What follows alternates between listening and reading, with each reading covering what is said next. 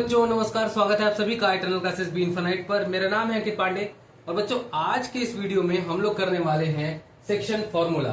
जैसा कि आपको पता है कि हम लोग क्लास 10th की जो मैथमेटिक्स है उसका एक्सरसाइज 7.1 कोऑर्डिनेट ज्योमेट्री जो चैप्टर है, चैप्टर नंबर 7, उसका 7.1 खत्म कर चुके हैं। ठीक है, अब हमको चलना है 7.2 पर।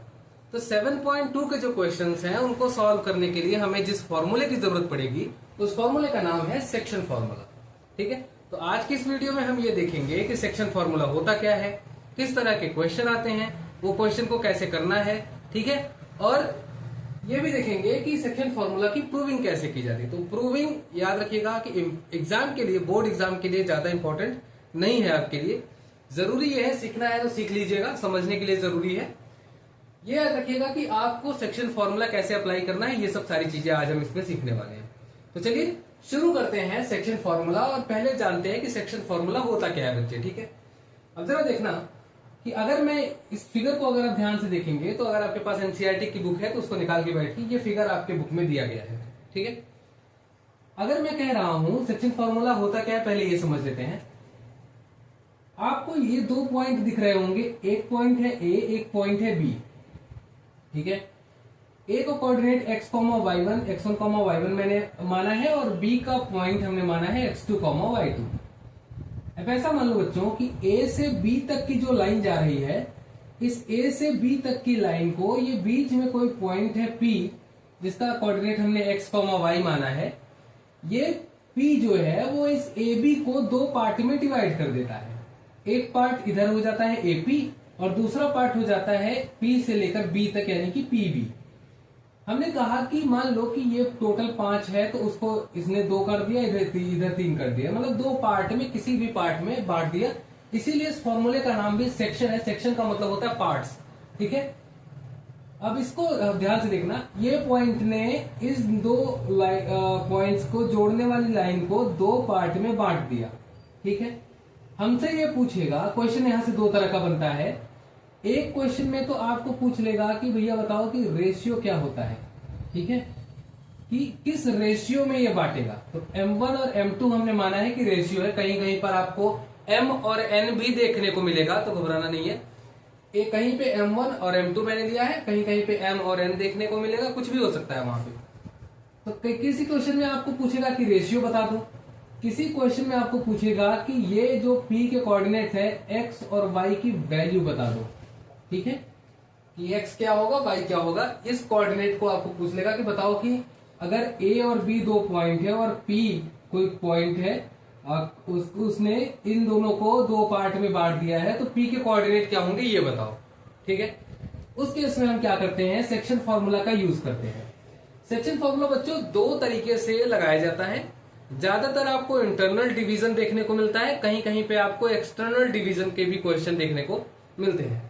बेसिकली हम लोग इंटरनल डिवीजन लेके चलते हैं, और इंटरनल डिवीजन के हिसाब से देखें तो x की वैल्यू जो आती है वो आती है m1 x2 plus m2 x1 upon में m1 प्लस m2।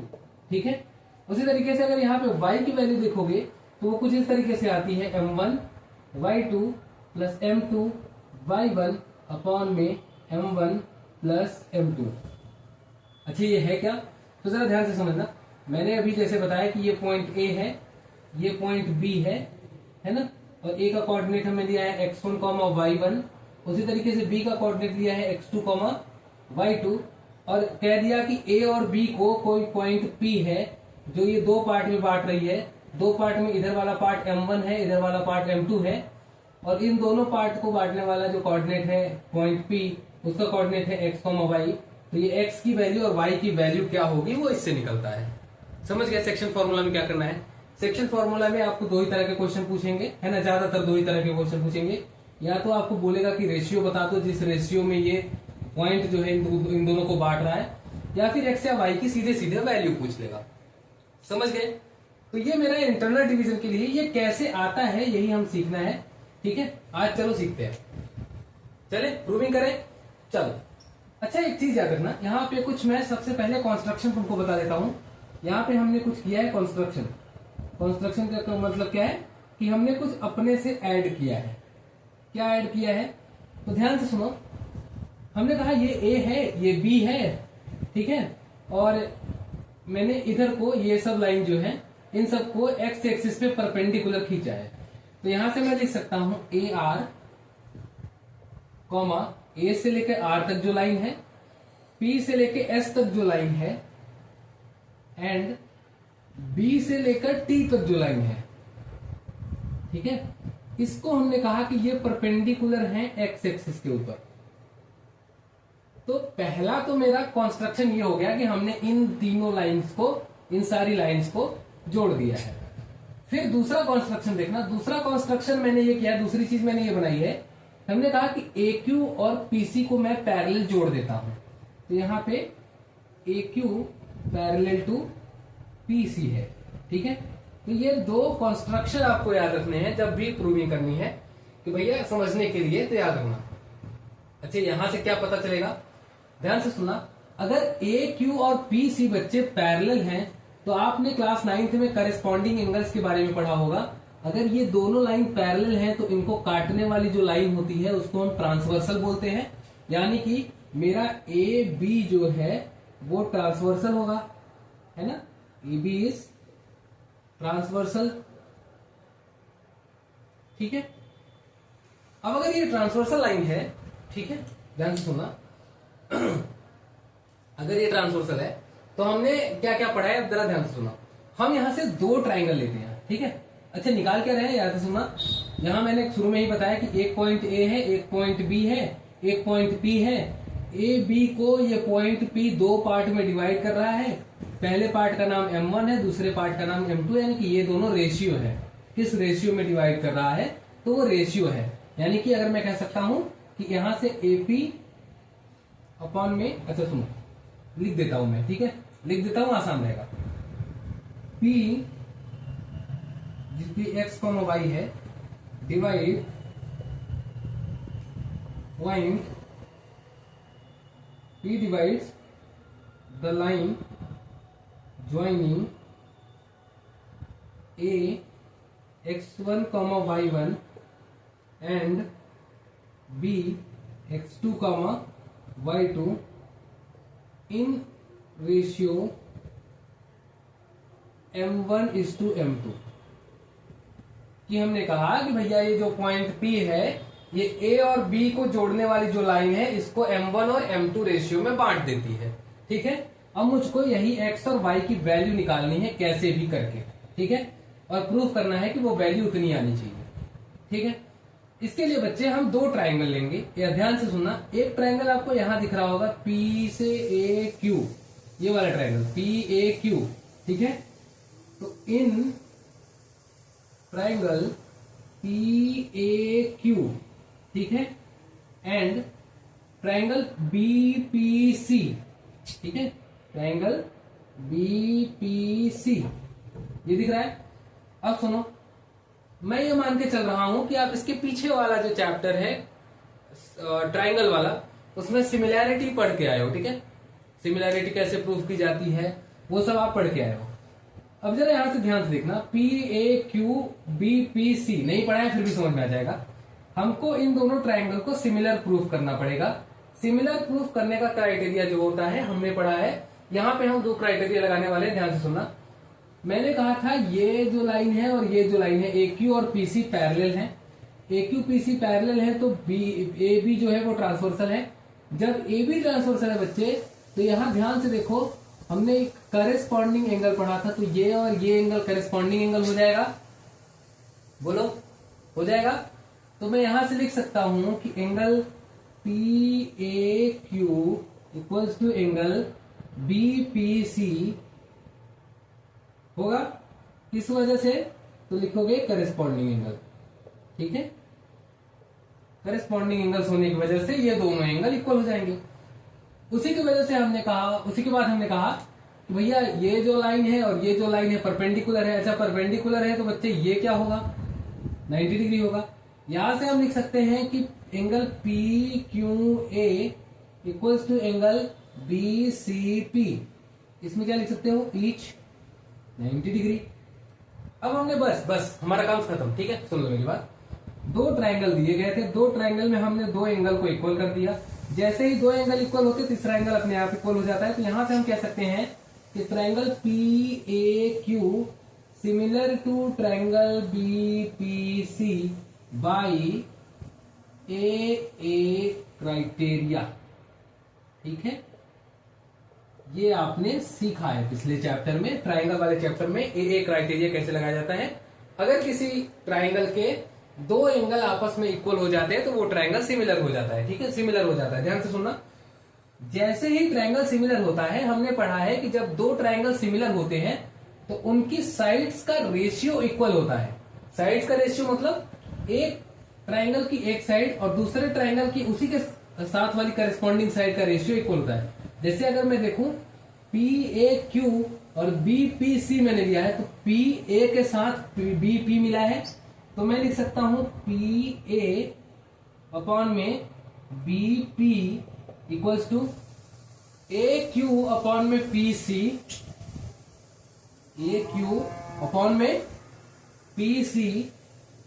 ठीक है, इसके बाद देखोगे तो ये है मेरा PQ अपॉन में BC, PQ अपॉन में BC। ठीक है, इतने जब मेरे पास मिल गया बच्चे, अब मेरे को कुछ नहीं करना है, मैं बस इनकी वैल्यू रखूंगा और ये देखोगे आंसर तुम्हारा तुरंत और तुरंत आंसर आएंगे। ठीक है, ऐसे कुछ बन के। ठीक है, तो अब मुझे क्या करना है, कुछ नहीं करना है, पहले आप स्क्रीनशॉट ले लो अच्छे से, इसको जितना मैंने लिखा है। समझ आया? इसको मत मिटाना, इसको नोट करना। ठीक है, नोट करो जल्दी, पढ़ा सारा, एक भी चीज छोड़ना मत। स्क्रीनशॉट ले लो, बाद में नोट कर लेना। डन? चलो अब देखो मैं क्या करता हूं।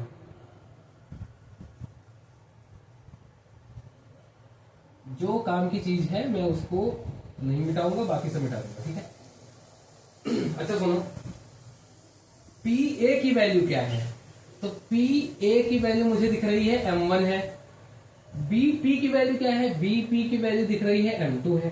ठीक है, AQ की वैल्यू क्या है? जरा देखो AQ की वैल्यू क्या है। पॉइंट A को देखोगे तो उसका कोऑर्डिनेट क्या है? X1 से गया है, इसका कोऑर्डिनेट X1 है ना। और Q का देखोगे तो इसका कोऑर्डिनेट क्या है? ये इधर कितना गया है? X है। तो बच्चे ये X है, ये X1 है, तो ये पूरी लेंथ क्या होगी? ये X माइनस X1 हो जाएगी। ठीक है, मान लो कि ये 5 है, ये 4 है, तो अगर ये 5 है, ये 4 है, तो ये कितना बचेगा बीच वाला? 5 माइनस 4 इक्वल्स टू 1। इसी तरीके से अगर मैं कह रहा हूं कि यहाँ X1 X कोऑर्डिनेट है और यहाँ पे X1 कोऑर्डिनेट है, तो X माइनस X1 नहीं होगा? होगा कि नहीं होगा भैया? होगा ना। ठीक उसी तरीके से यहाँ देखो, इसका X कोऑर्डिनेट X2 है, इसका X कोऑर्डिनेट X है, तो यहां मैं लिख सकता हूं PC की वैल्यू X2 माइनस X लिख सकता हूं। बोलो बोलो बोलो, लिख सकता हूं, ये इसकी वैल्यू है। अब मैं जरा इसकी वैल्यू बताओ मुझे, ये क्या होगा? PQ। अच्छा, Q को देखो, यहाँ पे यहाँ Y एक्सिस की वैल्यू देखो, यहाँ Y एक्सिस की वैल्यू Y1 है और यहाँ Y एक्सिस की वैल्यू देखो Y है, तो इस बीच की में क्या हो जाएगी? Y माइनस Y1 होगा। फिर इसी तरीके से यहां देखो, ये मेरा C है, C में Y की वैल्यू Y है और B में Y की वैल्यू Y2 है, तो यहाँ पे आ जाएगी Y2 minus Y। Same formula अपना ना, यहाँ 5 है, यहाँ 4 है, तो 5 माइनस 4 ऐसे करेंगे ना। समझ आया? बीच की लेंथ निकालने के लिए हम माइनस करते हैं। अब कुछ नहीं करना है, इन सारी वैल्यूज को यहां पुट कर दो। तो मैंने कहा PA अपॉन में BP, लिख लू क्या ऊपर? चलो लिख लेता हूं, PA अपॉन में BP equals to AQ upon में PC। ठीक है, इक्वल्स टू PQ अपॉन में BC। ठीक है, अब देखो मैं इसको हटा देता हूं। सुनना, PA अपॉन में BP, PA की वैल्यू है M1, BP की वैल्यू है M2। डन। AQ, A से Q की वैल्यू है X माइनस X1 और एक PC की वैल्यू है X2 माइनस X। उसी तरीके से अगर मैं PQ की वैल्यू पूछूंगा, तो वो आएगा Y माइनस Y1 और BC की वैल्यू पूछूंगा तो वो आएगा Y2 माइनस Y। इतना ठीक है। m1 अपॉन में m2 equal to x minus x1 upon में x2 minus x, y minus 1 upon में y2 माइनस y। ध्यान से देखना 2 माइनस 1 है तो 0 माइनस 1 है। समझ में आ गया? इतना ठीक है।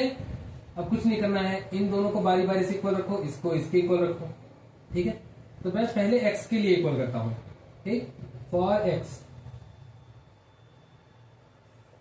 x के लिए अगर मैं इक्वल करूंगा तो देखो m1 अपॉन में m2 equal to x minus x1 upon में x2 माइनस x।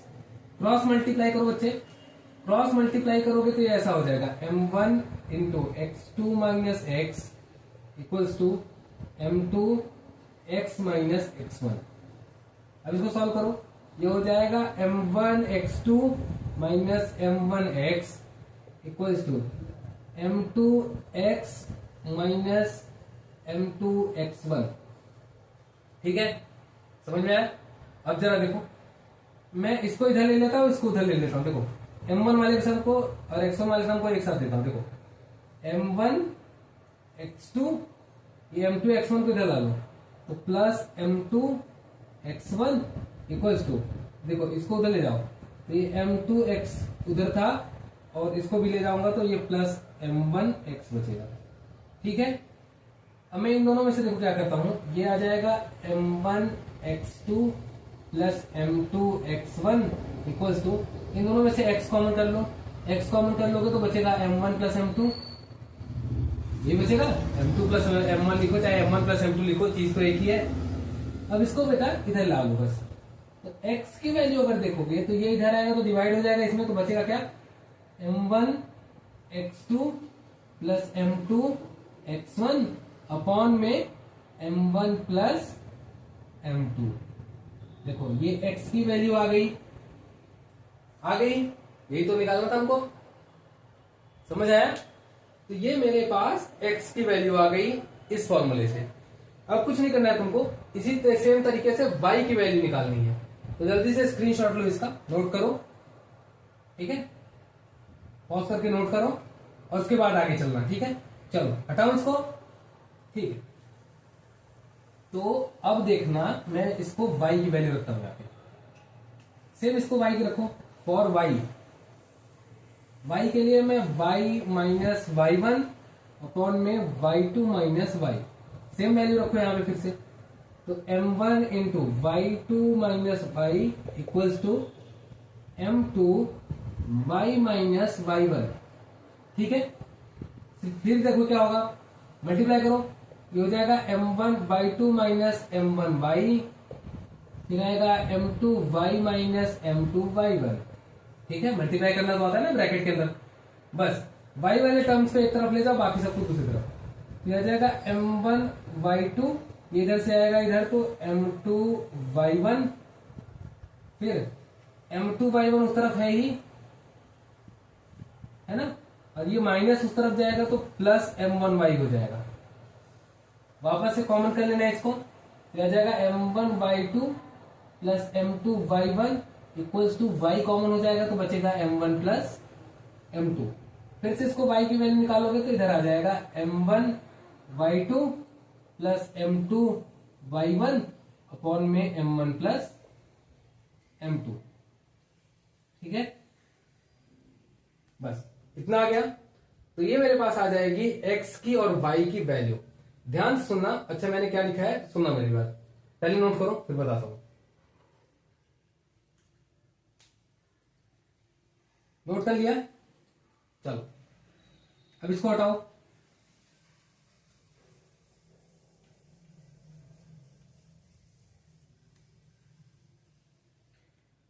एक चीज ध्यान रखना, अभी तक जो तुमने वैल्यू निकाली है ये वाली m1 x2 plus m2 x1 upon में m1 प्लस m2, ये वैल्यू है बच्चे फॉर इंटरनल डिवीजन, फॉर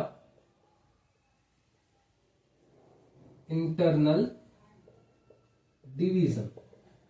जब तुमसे ये बोलेगा कि मेरा जो पॉइंट है वो इंटरनली डिवाइड कर रहा है, नॉर्मली ज्यादातर जब तक तुमको एक्सटर्नली ना बोला जाए तब तक तुमको यही मानना है कि इंटरनल डिवीजन हो रहा है। जब तुमको बोलेगा कि एक्सटर्नल डिवीजन है तब तुम एक्सटर्नल वाला फॉर्मूला लगाओगे। तो तो भैया बताओ एक्सटर्नल वाला फॉर्मूला क्या होगा। तो एक्सटर्नल वाले फॉर्मूले क्या याद रखना, for external division, external division के लिए क्या होगा, x की वैल्यू बस कुछ नहीं करना है, यहां माइनस लगा देना है हर जगह। तो m1 x2 minus m2 x1 upon में m1 माइनस m2। उसी तरीके से y की वैल्यू निकालोगे तो m1 y2 minus m2 y1 upon में m1 माइनस m2। तो एक्सटर्नल डिवीजन के लिए माइनस लगा देना है, इंटरनल डिवीजन के लिए प्लस लगा देना है। ठीक है, इसी फॉर्मूले का यूज करके हम आगे 7.2 के सारे क्वेश्चन सॉल्व करेंगे। कुछ बेसिक चीजें और सुनो। अगर मैं ना कह दे कि रेशियो बराबर पार्ट में बांट रहा है, ठीक है, m1 और m2 क्या है, 1:1 का रेशियो है। ठीक है, इफ, नोट करके लिखना, if ratio is equal, ratio is, या 1:1 लिखो, इफ रेशियो इज 1:1, 1:1 मतलब बराबर पार्ट में बांट रहा है, आधा आधा बांट रहा है। ठीक है, अगर 4 है टोटल लंबाई तो वो 2 बांट रहा है ना, 2 इधर 2 इधर। अगर 6 है तो 3 इधर 3 इधर। जब ऐसा बांट देगा ना बच्चे तो रेशियो बनेगा 1:1 का, क्योंकि डिवाइड करोगे तो 2:2 को डिवाइड करोगे तो 1:1 ही आएगा ना, बराबर बराबर पार्ट में बांट रहा है। तो जब भी बराबर बराबर पार्ट में बांटेगा तो तुमको सीधे सीधे फॉर्मूला लगाना है, x equals to x1 plus x2 upon में 2 और y equals to y1 plus y2 upon में 2। इसको हम मिड पॉइंट फॉर्मूला भी कहते हैं। ठीक है, कहीं कहीं पे तुमको ये मिड पॉइंट फॉर्मूले के नाम से भी मिलेगा। ठीक है, तो याद रखना, इंटरनल डिवीजन के लिए ये फॉर्मूला प्लस वाला, एक्सटर्नल डिवीजन के लिए ये फॉर्मूला। अगर रेशियो 1:1 है यानी कि इक्वल पार्ट्स में डिवाइड कर रहा है तो mid point formula x equals to x1 plus x2 upon में 2, क्योंकि m1 और m2 की वैल्यू यहां 1 हो गई है तो m1 और m2 से कोई फर्क नहीं पड़ता, 1 1 लिखोगे तो कोई फर्क नहीं पड़ेगा, और नीचे भी 1 + 1 2 आता है, तो इसलिए मेरा ये फॉर्मूला निकल के आएगा। ठीक है, तो x equals to x1 plus x2 upon में 2, y equals to y1 plus y2 upon में 2। एक और चीज याद रखना, अगर मुझे फॉर्मूला सारे हो गए, इंटरनल डिवीजन का ये, एक्सटर्नल डिवीजन का ये, और रेशियो अगर बराबर हो, इक्वल पार्ट्स में बांट रहा हो तो ये। ठीक है, अगर कभी तुमसे रेशियो पूछ ले, ठीक है, एक तरह का क्वेश्चन आता है कि find the ratio, find the ratio, भाई वो रेशियो डिवाइड कर दो। यहां पे क्या मैंने बोला था, रेशियो फाइंड करने के लिए बोलेगा ना, तो अगर ये पॉइंट दे दे कि x, y दिया है, कि सपोज कर लो ये कोऑर्डिनेट है 2, 3, ये कोऑर्डिनेट है 5, 6 और एक कोऑर्डिनेट है 3, 9, ये 3, 9 इन दोनों को डिवाइड कर रहा है। मुझे ये बताओ कि किस रेशियो में डिवाइड कर रहा है, हमें नहीं पता किस रेशियो में डिवाइड कर रहा है। उस केस में तुम रेशियो क्या लोगे, तुम रेशियो लोगे k:1। ठीक है, m1 की वैल्यू लोगे k और m2 की वैल्यू लोगे 1। ये चीज हमेशा याद रखना, कुछ चीजें एकदम, ये अब जितनी चीजें यहां लिखी है ना वो याद रखना। रेशियो जो पहले प्रूविंग की थी वो उतनी ज्यादा जरूरी नहीं है, पर ये चीजें जरूरी है। इंटरनल डिवीजन के लिए ये फॉर्मूला याद रखोगे तुम, एक्सटर्नल डिवीजन के लिए ये फॉर्मूला याद रखोगे, और अगर रेशियो पूछेगा तो रेशियो अगर बराबर पार्ट में 1:1 में डिवाइड कर रहा है तो ये फॉर्मूला याद रखोगे। और कभी भी अगर तुमसे रेशियो पूछता है तो हमेशा m1 की जगह k लोगे और m2 की जगह 1 लोगे। ठीक है, और उसमें वैल्यू रख के निकाल देना। समझ में आया कैसे करना है? जब क्वेश्चन करेंगे तो बारी बारी से सारे क्वेश्चन, हर तरह के क्वेश्चन हम करेंगे सॉल्व, आपको अच्छे से समझ में आ जाएगा।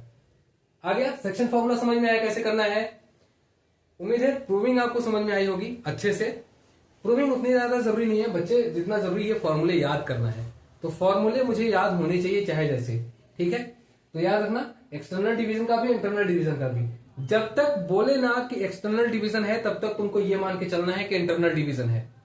जब बोल दे कि हाँ एक्सटर्नल डिवाइड कर रहा है तब ये फॉर्मूला लगाना है एक्सटर्नल डिवीजन का। बराबर पार्ट्स में बोलेगा तो मिड पॉइंट फॉर्मूला लगाना है, इक्वल पार्ट्स में डिवाइड कर रहा है तो मिड पॉइंट फॉर्मूला लगाना है। एकदम दिमाग में बैठ जाना चाहिए। ठीक है, स्क्रीनशॉट ले लो अच्छे से पॉज करके। तो चलो मिलते हैं नेक्स्ट वीडियो में। अब हम सॉल्व करेंगे क्वेश्चन नंबर 1 से 7.2 का, और धीरे धीरे सारे क्वेश्चन खत्म करेंगे। 7.2 मेरे हिसाब से लास्ट एक्सरसाइज है इसका, उसके बाद ये खत्म हो जाएगा। तो हमने डिस्टेंस फॉर्मूला पढ़ा, हमने सेक्शन फॉर्मूला पढ़ा, है ना। आपको समझ में आया होगा उम्मीद है। और वीडियो अच्छी लगे तो लाइक करिए, शेयर करिए बाकी बच्चों के साथ, और पढ़ाई करते रहिए। ठीक है, चलिए, थैंक यू सो मच।